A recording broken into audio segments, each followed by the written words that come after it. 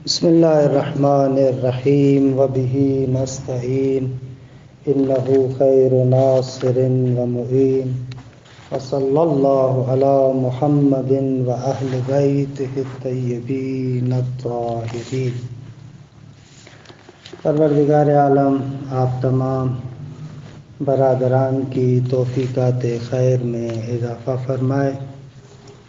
خداوند متعال آپ تمام عزیزان کو اپنے حفظ و امان میں رکھے۔ الحمدللہ ہماری گفتگو علم اصول میں امر سادس کے بارے میں تمام ہوئی۔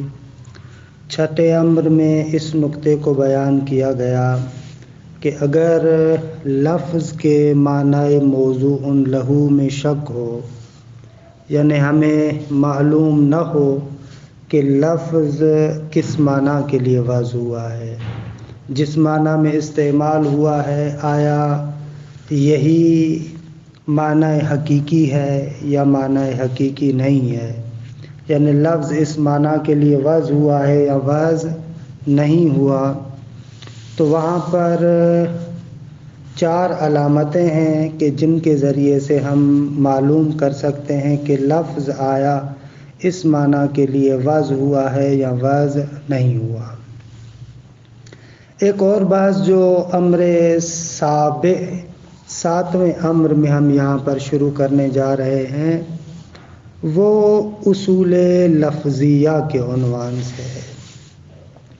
اچھا، اس بحث کا مقصد کیا ہے، اس بحث کو کیوں چھیڑا گیا ہے، اس کے بارے میں چند نکات بیان کرتے ہیں۔ دیکھیں، جب بھی کوئی متکلم کلام کرتا ہے، آپ کے سامنے گفتگو کرتا ہے، یا اگر کسی متن کو آپ پڑھتے ہیں، کوئی کتاب آپ کے سامنے ہے، کوئی بھی ٹیکسٹ اور متن آپ کے سامنے ہے، تو اس کلام کے اندر 2 طریقوں کا انسان کو شک حاصل ہو سکتا ہے۔ ایک شک وہی ہے کہ جو ہم نے ابھی ذکر کیا کہ آپ کو پتہ نہیں ہے کہ اس لفظ کا معنی موضوع لہو کیا ہے، اس لفظ کو کس معنی کے لیے وضع کیا گیا ہے، تو اس کو پہچاننے کا کیا طریقہ ہونا چاہیے، وہ ہم نے 4 علامتیں آپ کے سامنے ذکر کی۔ ایک مرتبہ شک لفظ کے معنی موضوع لہو میں نہیں ہوتا، یعنی آپ کو پتہ ہے کہ لفظ فلاں معنی کے لیے وضع ہوا ہے، اگر فلاں معنی میں استعمال ہو تو حقیقت ہے، اگر فلاں معنی کے اندر استعمال ہو تو مجاز ہے۔ آپ کو یہ معلوم ہے، لفظ کے معنی موضوع لہو کو جانتے ہیں، لیکن آپ کو جو شک ہوتا ہے وہ مراد متکلم میں شک ہوتا ہے، یعنی متکلم نے جو ابھی اس لفظ کو استعمال کیا ہے، آپ کو پتہ ہے اس لفظ کا معنی حقیقی فلاں ہے، اس لفظ کا معنی مجازی فلاں ہے، لیکن ابھی آپ کو شک یہ ہو رہا ہے کہ متکلم نے ان دونوں معنیوں میں سے کس معنی میں استعمال کیا ہے، آیا حقیقی معنی کے اندر استعمال کیا ہے یا مجازی معنی کے اندر استعمال کیا ہے۔ تو اب یہاں پر آپ گزشتہ 4 علامتوں سے استفادہ نہیں کر سکتے۔ مراد متکلم کو معین کرنے کے لیے آپ گزشتہ 4 علامتوں سے استفادہ نہیں کر سکتے۔ تبادر کے ذریعے سے آپ کو مراد متکلم کا پتہ نہیں چلے گا، صحت حمل کے ذریعے سے آپ کو مراد متکلم کا پتہ نہیں چلے گا، اضطراد کے ذریعے سے مراد متکلم کا پتہ نہیں چلے گا، نص اہل لغت کے ذریعے سے آپ کو مراد متکلم کا پتہ نہیں چلے گا، بلکہ یہاں پر ایک اور طریقہ ہونا چاہیے کہ جس طریقے کے ذریعے سے آپ کو پتہ چلے کہ متکلم کہ اگر مراد میں شک ہو جائے تو مجھے کیا کرنا ہے۔ تو اس کے بارے میں علماء اصول کچھ قواعد کو ذکر کرتے ہیں کہ جو عرفی قواعد ہیں، ہم لوگ اپنی روزمرہ کی زندگی میں ان اصولوں کو استعمال کرتے ہیں، اگرچہ ہمیں ان اصولوں کا نام نہیں آتا، اگرچہ ہم کو ان اصطلاحات کا پتہ نہیں ہوتا، لیکن انہی اصطلاحات کو آپ استعمال کرتے ہیں اور ان کو کہا جاتا ہے اصول لفظیہ۔ پس امر سابع میں ہماری جو گفتگو ہے ان اصولوں کے بارے میں ہے کہ جن اصولوں کے ذریعے سے ہم یہ کشف کریں گے، ہمیں یہ پتہ چلے گا کہ اگر مراد متکلم میں شک ہے تو کیسے پتہ چلے کہ متکلم نے کس چیز کا ارادہ کیا ہے۔ یہ چند اصول ہم یہاں پر ذکر کرتے ہیں۔ اصل اول جو یہاں پر ذکر کرتے ہیں، اصل یعنی وہی قاعدے کے معنی میں ہے، اصل یعنی وہی قاعدہ، اصالت الحقیقت۔ اصالت الحقیقت سے مراد یہ ہے کہ ایک لفظ کا معنی حقیقی بھی ہے، معنی مجازی بھی ہے۔ متکلم اب لفظ کو استعمال کرتا ہے، آپ کو شک ہوتا ہے کہ متکلم نے آیا اس لفظ کے ذریعے سے معنی حقیقی کا ارادہ کیا ہے یا معنی مجازی کا، کیونکہ ظاہر میں کوئی قرینہ بھی نہیں ہے آپ کے سامنے، لیکن آپ کو شک ہو رہا ہے۔ متکلم کہتا ہے رأیت اسدن، لیکن آپ کو شک ہو رہا ہے کہ وہ کیا کہنا چاہتا ہے، آیا واقعاً اس نے جنگل والا شیر دیکھا ہے یا رجل شجاع دیکھا ہے۔ فرماتے ہیں کہ اگر آپ کو مراد متکلم میں شک ہو، آپ کو پتہ نہ چلے کہ متکلم نے یہاں پر معنی حقیقی کا ارادہ کیا ہے یا معنی مجازی کا، تو یہاں پر عقلاء کے درمیان رائج یہ ہے کہ اس کلام کو معنی حقیقی پر حمل کیا جائے گا۔ یعنی اگر مجاز کے لیے قرینہ نہیں ہے، فقط آپ کو شک ہو رہا ہے کہ شاید اس نے معنی مجازی کا ارادہ کیا ہو، تو یہاں پر عقلاء کہتے ہیں کہ معنی حقیقی سے تمسک کیا جائے گا۔ اس کو کہتے ہیں اصالت الحقیقہ۔ بس اگر کسی بھی متن کے اندر آپ دیکھتے ہیں ایک لفظ استعمال ہوا ہے، لیکن آپ کو شک ہو رہا ہے کہ آیا یہاں پر معنی مجازی مراد ہے یا معنی حقیقی، اگر معنی مجازی پر قرینہ نہیں ہے تو وہاں پر اصالت الحقیقت کا تقاضا یہ ہے کہ ہم اس کو حقیقت پر عمل کریں گے، ہم کہیں گے کہ یہاں پر معنی حقیقی کا ارادہ کیا گیا ہے۔ مثال دیتا ہوں ایک، دیکھیں یہ قرآن مجید کی آیت ہے، وَوَارِثَ سُلَيْمَانُ داود، سلیمان داود کے وارث ہوئے۔ ورث وراثت کا جو معنی حقیقی ہے، موضوع لا ہے، وہ یہ وراثت مادی ہے کہ ایک باپ مر جائے اس کے بعد بیٹے کی طرف میراث میں منتقل ہو جائے، یہ اس کا معنی حقیقی ہے۔ معنی مجازی یہ ہے کہ وراثت یعنی اس کے علم کو پایا، اس کی صفات کو پایا، یہ اس کا معنی مجازی ہے۔ اب ہمیں شک ہو رہا ہے کہ قرآن مجید کی یہ جو آیت ہے وَوَارِثَ سُلَيْمَانُ داود، یہاں پر میراث سے مراد معنی حقیقی ہے، یعنی جو اس کی ظاہری دنیاوی میراث ہے وہ مراد ہے، یا میراث سے مراد نبوت وغیرہ ہے، تو ہم کہیں گے اگر شک ہو رہا ہے تو اصالت الحقیقت کا تقاضا یہ ہے کہ یہاں پر معنی حقیقی مراد ہوگی، معنی مجازی مراد نہیں ہے۔ کہ ہم اسی آیت سے استدلال بھی کرتے ہیں کہ حضرت فاطمہ الزہرا سلام اللہ علیہا نے اپنی میراث کے لیے جو خلیفہ اول کے دربار میں آیات پیش کی تھی فدق بعنوان میراث، وہاں پر ایک آیت یہ بھی پیش کی تھی کہ وَوَارِثَ سُلَيْمَانُ داود، سلیمان داود کے وارث ہوئے۔ تو آپ کیسے کہتے ہیں کہ انبیاء نہ وارث بنتے ہیں نہ انبیاء وارث بناتے ہیں؟ سلیمان بھی نبی تھا، داود بھی نبی تھا، ایک نبی وارث بنا رہا ہے، دوسرا نبی وارث بن رہا ہے، تو آپ کیسے کہہ رہے ہیں کہ رسول اللہ کی میراث نہیں ہوگی؟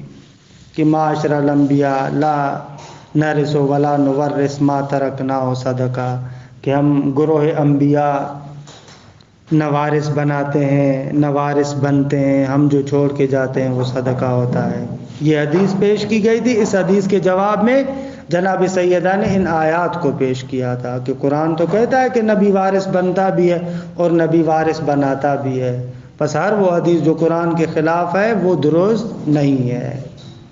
تو بہت سارے لوگ کہتے ہیں کہ نہ، ان آیات سے مراد وہی ہے، نبوت مراد ہے، علم مراد ہے، تو ان کو آپ علم اصول کے اس اصالت الحقیقت کے قاعدے سے جواب دے سکتے ہیں کہ نہ، درست نہیں ہے اصول کے قواعد کے مطابق کہ جس کو سب تسلیم کرتے ہیں، اگر معنی حقیقی اور مجازی میں شک ہو جائے کہ یہاں پر متکلم کی مراد معنی حقیقی ہے یا معنی مجازی ہے، تو اصل اور قاعدہ یہ ہے کہ اس کو معنی حقیقی پر عمل کیا جائے گا، نہ کہ معنی مجازی پر۔ یہ اصالت الحقیقت۔ اچھا، اسی طریقے سے ایک اور قاعدہ ہے اصالت العموم.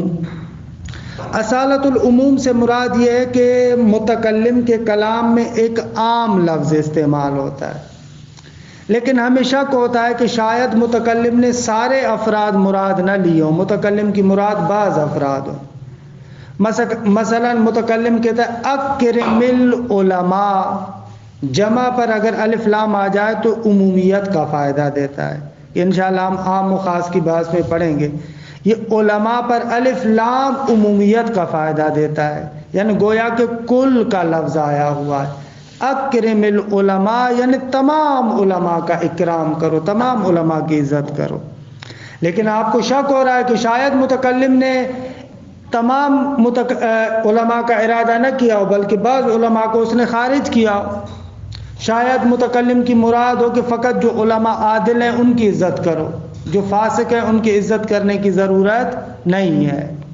فرماتے ہیں کہ یہاں پر اصالت العموم کا تقاضا یہ ہے کہ آپ کہیں گے کہ نہ، یہاں پر مراد متکلم عام ہے، کیونکہ تخصیص اور خاص کے لیے قرینہ چاہیے، اور یہاں پر کوئی قرینہ نہیں ہے. جب کوئی قرینہ نہ ہو اور لفظ میں عمومیت ہو تو لفظ کو ہم عام معنی پر حمل کریں گے. اسے کہا جاتا ہے اصالت العموم. اگر ایک کلام کے اندر خود الفاظ عموم موجود ہیں، لفظ موجود ہے، خود عموم کے لیے لفظ موجود ہے، جیسے العلماء میں الف لام ہے، اور خاص کے لیے کوئی قرینہ بھی نہیں ہے، تو لفظ کو آپ عام معنی پر حمل کریں گے. اس کو کہا جاتا ہے اصالت العموم. اسی طریقے سے اصالت الاطلاق ہے کہ انشاءاللہ ہم عموم اور اطلاق کے بحث میں فرق بیان کریں گے کہ عموم اور اطلاق میں فرق ہے. عموم اس عمومیت کو کہا جاتا ہے جو لفظ سے سمجھ میں آئے، لیکن اطلاق اس عمومیت کو کہا جاتا ہے جو لفظ سے سمجھ میں نہیں آتا بلکہ حال متکلم کے ذریعے سے معلوم ہوتا ہے، کہ انشاءاللہ اس کو ہم اطلاق کے بحث میں اچھے طریقے سے بیان کریں گے. مثلا دیکھیں اکرم العلماء، العلماء میں عمومیت آپ کس سے سمجھتے ہیں؟ یہاں پر آپ عمومیت کو الف لام سے سمجھتے ہیں، لیکن احل اللہ البیع، خداوند متعال نے بیع کو جائز قرار دیا ہے. یہاں پر بیع سے مراد کون سی بیع ہے؟ جو صیغے کے ذریعے سے ہو، یعنی جس میں ایجاب و قبول لفظی ہو، یا نہ معاطات کو بھی خدا نے جائز قرار دیا ہے، اگرچہ صیغہ نہ ہو، عملی طریقے سے بیع ہو، اس کو بھی خدا نے جائز قرار دیا ہے. اب لفظ میں تو کچھ بھی نہیں ہے. لفظ کے اندر نہ ایسا لفظ استعمال ہوا ہے کہ جو عمومیت کو بیان کر رہا ہے، نہ ہی کسی خاص قید پر کوئی خاص دلیل ہے، قید کے لیے بھی کوئی لفظ نہیں ہے. تو یہاں پر کیسے ہے، عموم کو کیسے سمجھیں گے کہ ہر طرح کی بیع مراد ہے؟ کہتے ہیں یہاں پر اطلاق سے سمجھیں گے. اطلاق سے یعنی حال متکلم سے ہمیں یہ پتہ چلے گا. اصطلاحاً کہا جاتا ہے کہ اطلاق مقدمات حکمت کے ذریعے سے سمجھ میں آتا ہے اور عموم لفظ کے ذریعے سے سمجھ میں آتا ہے. تفصیلی گفتگو انشاءاللہ عموم اور اطلاق کے بارے میں آئندہ مباحث میں پیش کریں گے.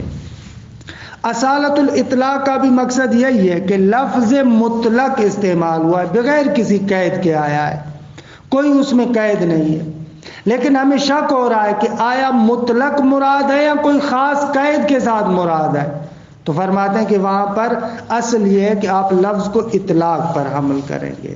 اسے کہا جاتا ہے اصالت الاطلاق، کہ انشاءاللہ عبارت میں مثالوں کو بھی پڑھتے ہیں. ایک اور اصل ہے ہمارے پاس اصالت عدم تقدیر.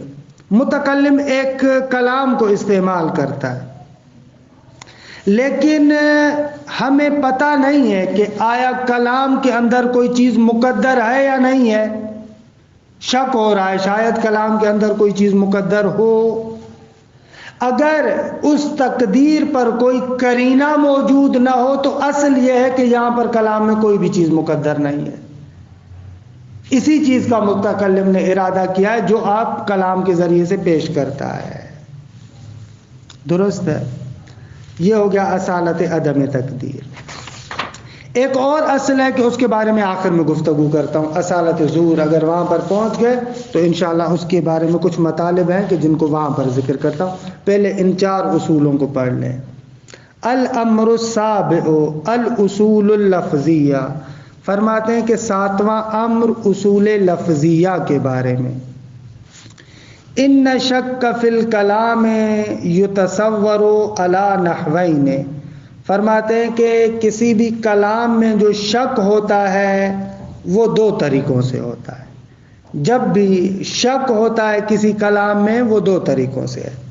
پہلا طریقہ الشک فی المعنی الموضوع لہ، کیا ہو رہا ہے؟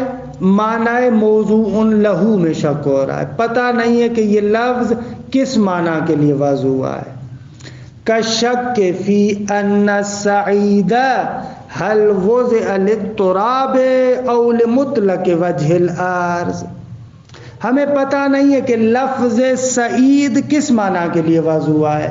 یہ سعید قرآن میں آپ پڑھتے ہیں نا تیمم والی آیت میں، فتیمموا سعیدا طیبا، وہاں پر سعیدن کا لفظ آیا ہے کہ اگر پانی تمہارے لیے ممکن نہ ہو استعمال کرنا تو تم ارادہ کرو سعیدن طیبان، پاک سعید کا۔ اچھا یہ سعید یعنی کیا؟ بعض لوگ کہتے ہیں کہ سعید کہتے ہیں خصوصیت سے مٹی کو، مٹی کو سعید کہتے ہیں، پس پتھر مٹی کے اندر شامل نہیں ہوگا، پتھر کے علاوہ جو ریتی ہے وہ مٹی کے اندر شامل نہیں ہے، لہذا تیمم آپ پتھر پر نہیں کر سکتے، آپ ریتی پر نہیں کر سکتے، اور اس قسم کی چیزیں جو ہیں ان پر نہیں کر سکتے۔ یہ اس صورت میں جب سعیدن کا معنی مٹی ہو، تراب۔ بعض کہتے ہیں کہ نہ، سعیدن مطلق وجہ الارض کو، یہ جو زمین کا چہرہ ہے، یہ زمین کا جو ظاہری حصہ ہے نا، اس کو سعید کہتے ہیں۔ اب یہ ظاہری حصہ مٹی بھی ہو سکتا ہے، ریت بھی ہو سکتا ہے، پتھر بھی ہو سکتا ہے، کچھ بھی ہو سکتا ہے۔ یہ جو وجہ الارض ہے، ظاہری چہرہ ہے، اس کو سعید کہتے ہیں۔ تو آپ کو شک ہو رہا ہے، آپ وہاں پر دیکھیں گے کہ کون سا معنی مراد ہے، یہاں پر آپ ان 4 علامتوں میں سے کسی ایک علامت سے استفادہ کریں گے۔ کشک فی ان السعید، جیسے شک ہو رہا ہے کہ یہ جو سعید ہے، حل وضع للتراب، آیا اس کو مٹی کے لیے وضع کیا گیا ہے، او لمطلق وجہ الارض، یا نہ یہ جو زمین کا چہرہ ہے، زمین کا چہرہ یعنی یہ ظاہری حصہ، کہ دوسرا معنی عام ہے کیونکہ مٹی کو بھی شامل ہے، پتھر کو بھی شامل ہے، ریتی کو بھی شامل ہے، بہت ساری چیزوں کو شامل ہے۔ شک کی دوسری صورت الشک فی مراد المتکلم، مراد متکلم میں شک ہو رہا ہے، بعد العلم بالمعنی الموضوع لہ، معنی موضوع لہ کا آپ کو پتہ ہے کہ لفظ کو کس معنی کے لیے وضع کیا گیا، لیکن آپ کو پتہ نہیں چل رہا کہ متکلم نے ان معانی میں سے کس معنی کا ارادہ کیا ہے۔ اچھا پہلے والے شک میں وہ گزشتہ بحث کی 4 علامتوں کے ذریعے سے پتہ چلے گا، اور اس شک میں آپ کو یہ اصول لفظیہ سے تمسک کرنا پڑے گا۔ اما النحو الاول من الشک فقد مر الکلام فیہ فی الامر السادس، فرماتے ہیں کہ جو پہلے قسم کا شک ہے اس کے بارے میں گفتگو ہو چکی امر سادس میں، 6 امر میں ہم نے اس کے بارے میں گفتگو کی۔ وعلمت، اور آپ نے جان لیا، ان ہناک علامات یمیز بها المعنی الحقیقی عن المجازی، علامات کو اگر آپ خبر بنائیں تو علامات، اگر اسم بنائیں تو علامات، آپ کی مرضی۔ ہمارے سامنے کچھ علامات ہیں کہ یمیز بہا، جن علامات کے ذریعے سے تمییز دی جاتی ہے، جدا کیا جاتا ہے۔ کس کو جدا کیا جاتا ہے؟ المعنی الحقیقی، معنی حقیقی کو جدا کیا جاتا ہے، عن المجازی، معنی مجازی سے۔ وَأَمَّا النَّحْوُ الثَّانِي مِنَ الشَّكِّ، فرماتے ہیں کہ یہ شک کی جو دوسری قسم ہے، یہ جو دوسرا طریقہ ہے شک کا، فَقَدْ عُقِدَ لَهُ هَذَا الْأَمْرُ، اس دوسرے قسم کے لیے اس امر کو یعنی امر سابق کو منعقد کیا گیا ہے اور پیش کیا گیا ہے. فنقول، پس ہم کہتے ہیں، ان شک فی المراد علی اقسام، متکلم کی جو مراد ہے وہ مختلف ہو سکتی ہے، لہذا جو مراد میں شک ہے وہ بھی مختلف طریقوں سے ہوگا. وفی کل قسم اصل، کہتے ہیں کہ ہر قسم کے اندر ایک اصل ہے یعنی قاعدہ ہے. یجب علی الفقیہ تطبیق العمل علیہ، واجب ہے فقیہ پر کہ اپنے عمل کو اس پر منطبق کرے، یعنی ان اصول اور ان قواعد کے مطابق چلے. وَإِلَيْكَ الْإِشَارَةُ إِلَىٰ أَقْسَامِ الشَّكِّ وَالْأُصُولِ الَّتِي يُعْمَلُ بِهَا. اب آپ کے سامنے ہے، یہ جدید عربی میں ایسے ہی کہتے ہیں، وَإِلَيْكَ یعنی تمہارے سامنے ہے، الْإِشَارَةُ إِلَىٰ أَقْسَامِ الشَّكِّ وَالْأُصُولِ الَّتِي يُعْمَلُ بِهَا. کہتے ہیں آپ کے سامنے ابھی شک کے مختلف اقسام اور اصول کے جن اصول پر عمل کیا جائے گا وہ آپ کے سامنے ہیں، یعنی ابھی ہم پیش کرتے ہیں. پہلی اصل یا پہلا قاعدہ اصالۃ الحقیقہ. اذا شک فی ارادۃ المعنی الحقیقی او المجازی من اللفظ. فرماتے ہیں کہ جب شک ہو، انسان مشکوک ہو کہ آیا اس لفظ سے معنی حقیقی کا ارادہ کیا گیا ہے یا معنی مجازی کا ارادہ کیا گیا ہے. یعنی آپ کو معنی حقیقی کا بھی پتہ ہے، معنی مجازی کا بھی پتہ ہے، لیکن شک اس میں ہو رہا ہے کہ اس لفظ سے معنی حقیقی کا ارادہ کیا گیا ہے یا معنی مجازی کا. خود واضح کرتے ہیں، بِأَنْ لَمْ يُعْلَمْ وُجُودُ الْقَرِينَةِ عَلَىٰ إِرَادَةِ الْمَعْنَى الْمَجَازِي، یعنی معلوم نہ ہو قرینے کا ہونا معنی مجازی پر. کوئی قرینہ نہیں ہے ہمارے سامنے کہ جو دلالت کرتا ہو کہ یہاں پر معنی مجازی کا ارادہ کیا گیا ہے. البتہ مع احتمال وجودہا، لیکن احتمال پایا جاتا ہے کہ ممکن ہے قرینہ ہو لیکن میرے سامنے نہ ہو. ممکن ہے معنی مجازی پر قرینہ ہو لیکن میرے سامنے قرینہ نہیں ہے لیکن مجھے شک ہو رہا ہے. کما اذا شک، جیسے شک کیا جائے کہ فی ان المتکلم هل اراد من الاسد فی قوله رأیت اسدا الحیوان المفترس او الجندی الشجاع.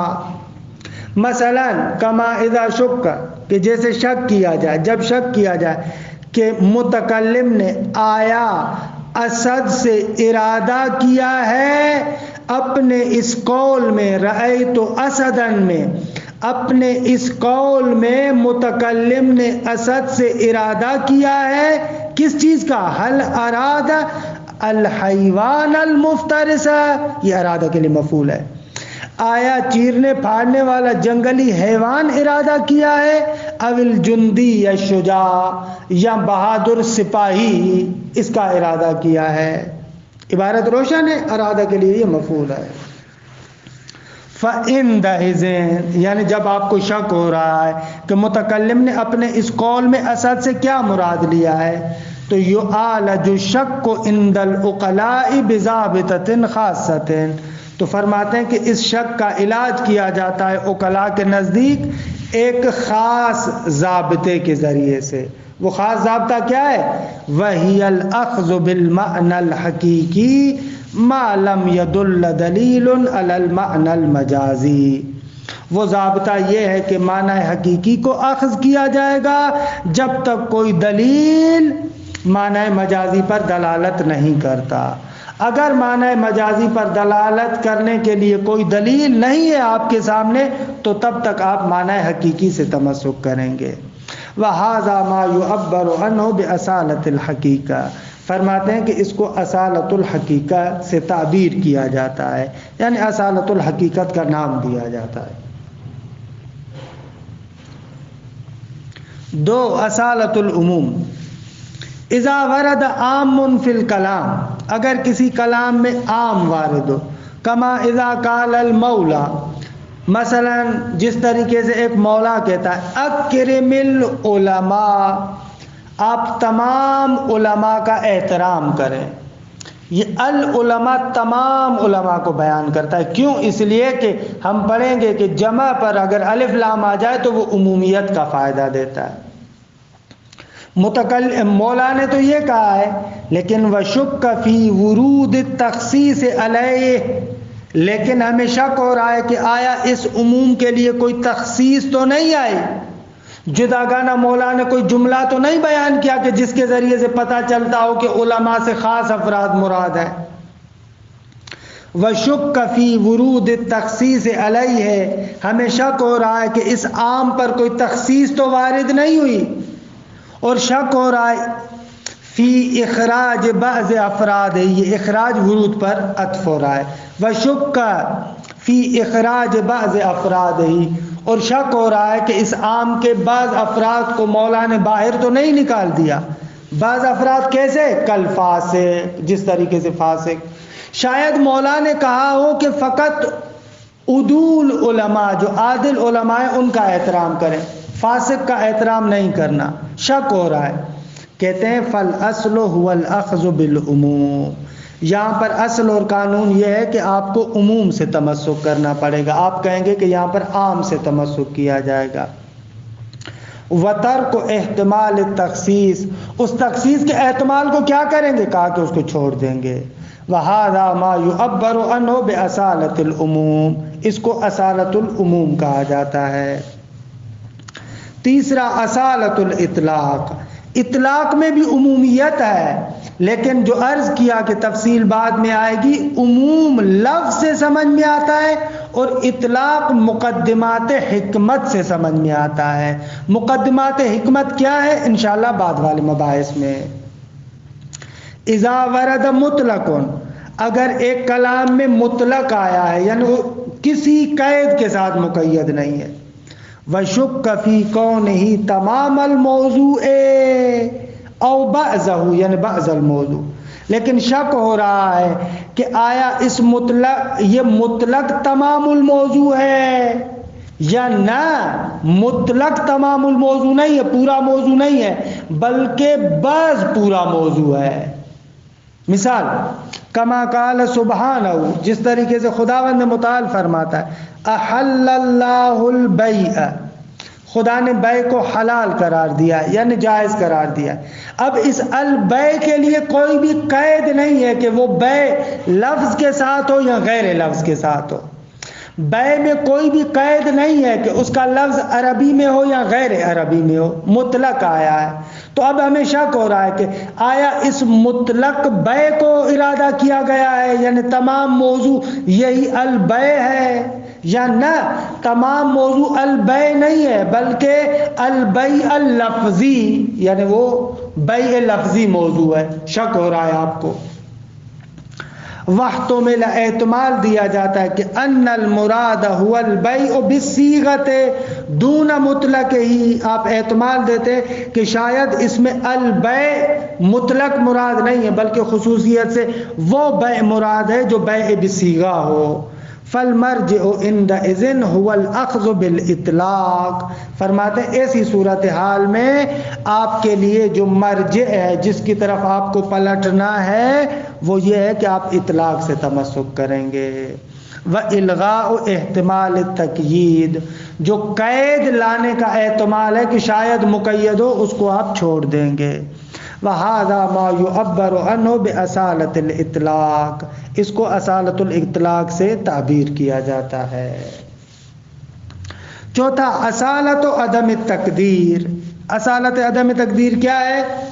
اذا ورد کلام، اگر ایک کلام آئے، وَأُحْتُمِلَ فِيهِ تَقْدِيرُ لَفْظٍ خَاصٍ، اور احتمال دیا جائے کہ شاید یہاں پر کوئی لفظ مقدر ہو، کہ نحو میں بھی آپ پڑھتے ہیں اصل عدم تقدیر ہے، وہ یہی اصالت عدم تقدیر ہے. فالمرجع عند العقلاء هو عدم التقدیر، عقلاء کے نزدیک اصل یہ ہے کہ وہاں پر کوئی چیز مقدر نہیں ہے. البتہ اگر قرینہ موجود ہو تقدیر پر تو وہاں پر آپ شے کو مقدر مانیں گے.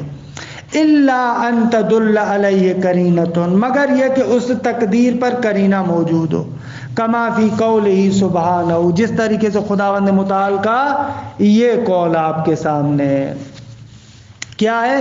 وَاسْأَلِ الْقَرْيَةَ الَّتِي كُنَّا فِيهَا، آپ اس شہر سے پوچھیں کہ جس شہر میں ہم تھے۔ اب شہر سے تو نہیں پوچھا جا سکتا نا، یہاں پر قرین عقلی موجود ہے، در و دیوار سے تو نہیں پوچھا جا سکتا، لہذا یہاں پر قرین عقلی موجود ہے کہ ہم کہیں گے کہ یہاں پر اہل محذوف ہے، یعنی وَاسْأَلْ أَهْلَ الْقَرْيَةِ، شہر والوں سے پوچھو، یہ قرینہ موجود ہے۔ وَالتَّقْدِيرُ أَهْلَ الْقَرْيَةِ، تقدیر ایسے ہے، وَهَذَا مَا يُعَبَّرُ عَنْهُ بِأَصَالَةِ عَدَمِ التَّقْدِيرِ، کہ اس کو اصالت عدم تقدیر کے ساتھ کہا جاتا ہے۔ البتہ ایک چیز پر توجہ رکھیے گا، گزشتہ تینوں اصول کے اندر مثال دی ہے اصالت حقیقت کے لیے، اصالت عموم کے لیے، اصالت اطلاق کے لیے، لیکن چوتھی اصل کے اندر اصالت عدم تقدیر کی مثال نہیں دی ہے، یعنی اس چیز کی مثال نہیں دی ہے کہ ایک جگہ پر ہمیں شک ہو رہا ہے کہ یہاں پر کوئی چیز مقدر ہے یا مقدر نہیں ہے، بلکہ مثال دی ہے تقدیر کی کہ اگر قرینہ موجود ہوگا تو ہم چیز کو مقدر مانیں گے۔ درست ہے، یہ مد نظر رکھیے گا، مثال کو یہاں پر تھوڑا سا اس طریقے سے عوض کیا ہے۔ اچھا، پانچویں چیز ہے اصالت ظہور۔ اس اصالت ظہور کو سمجھنے کے لیے ایک نقطے پر غور کریں، پھر عبارت کا جلدی میں ترجمہ کر لیتا ہوں۔ اچھا، وہ نقطہ یہ ہے کہ جب بھی کوئی کلام آپ کے سامنے آتا ہے، اس کلام کے بارے میں آپ کے اندر چار کیفیتیں ہو سکتی ہیں۔ ان چار کیفیتوں کو سمجھنے کے لیے ضروری ہے کہ آپ خبر کے اندر جو مضمون ہے، مضمون خبر ہے، اس کے بارے میں چار کیفیتوں کو سمجھیں۔ انشاءاللہ یہ پھر کل پہ ہی رکھتے ہیں بھلا، کیونکہ اول بحث ہے تو آپ بھی تھوڑے سے ذہن کے لحاظ سے فریش ہوں، انشاءاللہ اس کو کل کے جلسے میں بیان کریں گے۔ صلی اللہ علی محمد و اہل بیتہ الطیبین الطاہرین۔